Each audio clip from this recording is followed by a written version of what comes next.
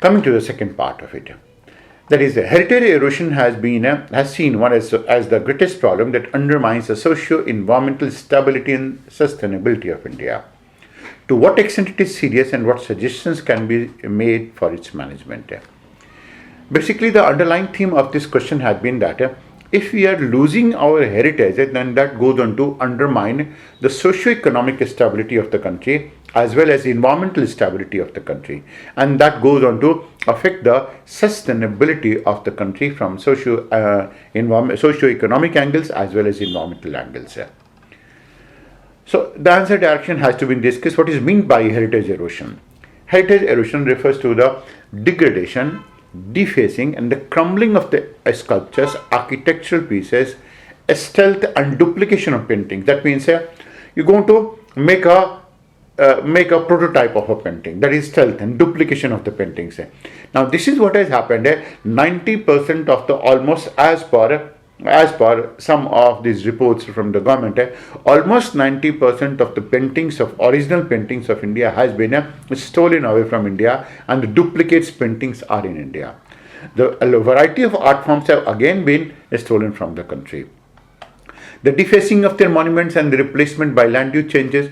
Defacing means that is you go on to make these monuments ugly, and you can go to make it ugly by writing certain things, being a vandalist in that place, that is defacing, and replacement by land use changes. That will go on to include that some of these places in Delhi had the highest density of certain type of heritages in the whole of the world, almost like some 1700 units per square kilometer of sorts that it used to be having it, but now they have been all lost because of replacement by land use changes. An erosion of genetic wealth. Genetic wealth erosion goes on to mean the loss of the biodiversity of the country. A smuggling of the biowealth, that is some of the insects, some amount of turmeric, maybe as Vaichur people, some of these people from England went on to it. They went on to take some Vaichur cows and they went on to get it patented themselves itself. Loss of geomorphic features. Now that goes on to include certain things like the torch that we are losing in Andhra Pradesh. These torches are almost like a monument with some a good amount of stones kept over each other in a pyramidal manner. One such type of a feature in a somewhat rudimentary form exists in JNU as well, in the form of Parthsarthi rock. That is a geomorphic feature, and that is a heritage that we have. There used to be a lot of such type of heritages in Andhra Pradesh, and we have lost them by a good amount. And any other form of degradation that lessens the respect for language. That means we're going to degrade the language. For example, there's one village in Karnataka that is now speaking Sanskrit. Otherwise, Sanskrit as a language is losing its sheen and its respect. We are talking about the skills and psyches that are going to be very, very unique. For example, we have lost some good number of skills that used to be making muslin. We have lost some good amount of skills that used to be making some specific type of jewelry as well. So, skills or psyches that are very unique to a niche place. That is what exactly is called as heritage erosion. The extent and magnitude of the problem is, of course, in India it is going to be very, very large. It is very pervasive. It's very, very disturbing as well. It's visible in the form of the breakage of columnar basalts in St. Mary's Island. St. Mary's Islands are going to be in Udupi district in Goa. And it used to be having basaltic columns like pillars. One pillar, another pillar, and so on. This is a type of a feature that is going to be found only in one place of the world, Giant's Causeway in Ireland. Now, incidentally, people going to go to Ireland and Giant's Causeway to take a look at these type of monuments, but they don't want to value the type of monuments that we going to be having in India. So that's one part of it.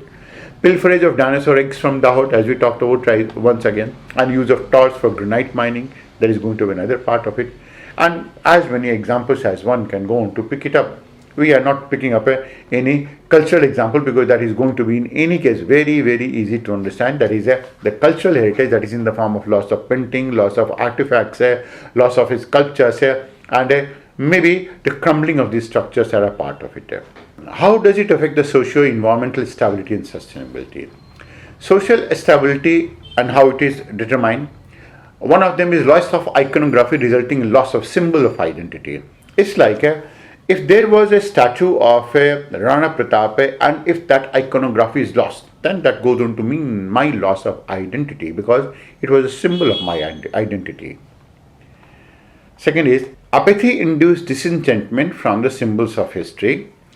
Basically means that is a apathy towards one type of a monument, apathy towards one type of a symbol, apathy towards one type of an iconography may go on to result in some people losing their identity. Maybe that they can go to think that they're losing their identity and they can go to get disenchanted from that and that will not go on to augur well for the overall building of the social capital for the country.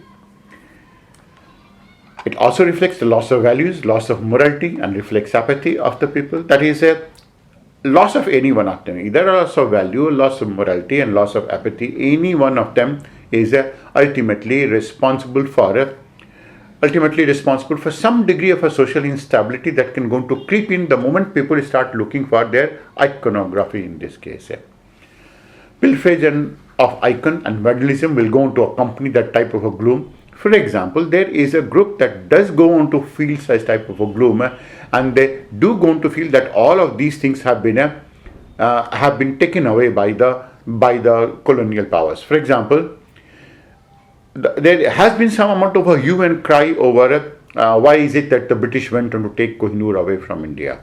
Incidentally, this question has been picked up only for that reason, that there has been a lot of issues associated with it. So when we are going to be talking about the increasing, there is a pilferage of icon and vandalism that will go to accompany gloom, that means we don't going to feel good about it and that ultimately goes on to affect the psychological aspect associated with the stability of decision making towards the other country. Then increasing immunity and apathy towards aesthetic loss. We are going to be talking about that we are getting immune and we are becoming apathetic towards the aesthetic losses. And when we are becoming so, then our aesthetic sense itself will be lost. For a human being to exist in a complete balance with their culture, with their past and with their nature, it is significant that they must be having a good amount of an aesthetic sense and this must be something to do with its history as well. Environmental stability depends on existence of natural and pristine wealth in a pure state, because if that is lost, then that will go to start affecting a lot of things because of the increasing interrelationship and interdependence between culture, heritage, economy, environment. Something like a loss of a mountainside from the Himalayan region will not only go on to cause that loss, it will also go on to bring about a good amount of a loss of villages as well. It will go on to bring about a lot of landslides as well. It will also go on to bring about a lot of mini earthquakes as well. It will also go on to bring about a loss of plant life as well in that region.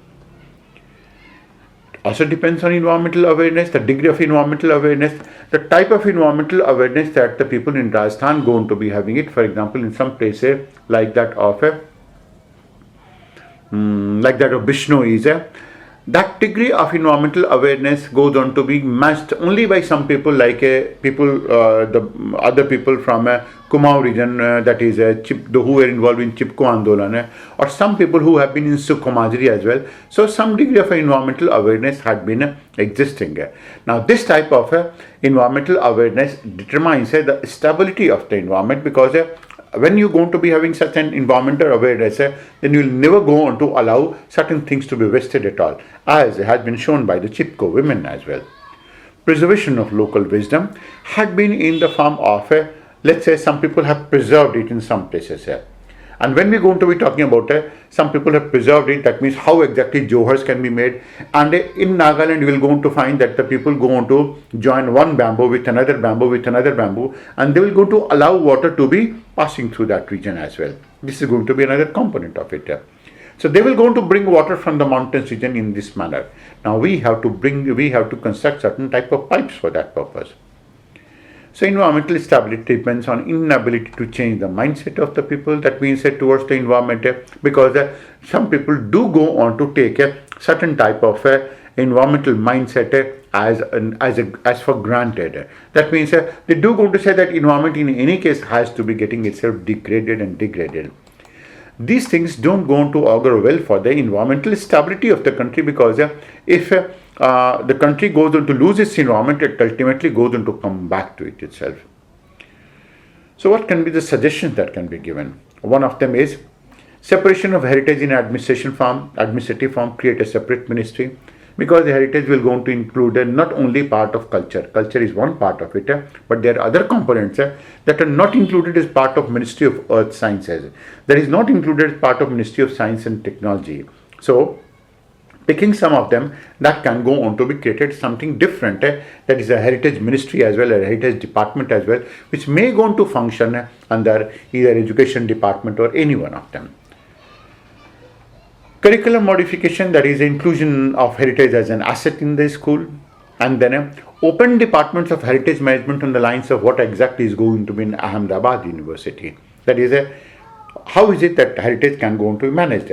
Because we do go on to find a lot of lack of trained personnel and manpower who can go on to manage the heritage of the country, and inability of there to manage this type of heritage does go on to be having a daunting effect on our heritage. So we are talking about that is a good number of university must go on to have such type of a course. We are talking about introduction of compulsory offline and online training for tourists who are willing to undertake ventures in a heritage, certain things like heritage walk. How is it that they can go on to appreciate it? The Ministry of Culture can go on to create certain type of a portal, certain type of a website, and the people can go on to be given questions if they are taking such type of trips, so that they can go on to appreciate it and preserve it as well. Because some of the tourists who go on to be given tickets to go to these places, they are indeed sometimes they indeed going to be acting like a nuisance in these places. Heritage promotion to include not only historical monuments and culture, but can also go to include fossil park topography. For example, one can go to Dahod as well. One can go to nature theme park as well, that has come up in Madhya Pradesh. And one can go to take a look at a tropical cyclone that is going to be hitting Ongole in Andhra Pradesh. One can go to take a look at the bursts of the monsoon as well. So certain type of theme events, certain things like theme trips can go on to be organized in this manner. Then heritage depiction promotion can go on to be using certain things like immersive technology and augmented reality, and this is something that can go on to be promoted within films, within film intervals and other things as well, using this type of a technology in all of those type of IMAX studios where certain types of films actually go on to be shown and depicted. Then the government can go to change the promotion tax from tourism to heritage or whatever that is going to be applicable, rather than confining itself completely onto tourism, so that the people start developing this notion that heritage is something that is significant. Then restoring the historical sites in the form of festivals, including festivity linked with perceptions, meaning that we are talking about restoring the historical sites in the form of festival. That means any place like Hampi, like Vijayanagar, it can go to be Tirunelveli, it can go to be Tanjore. In these places, some type of festivities must be organized that will go on to link the preservation of those regions with that type of a festivity.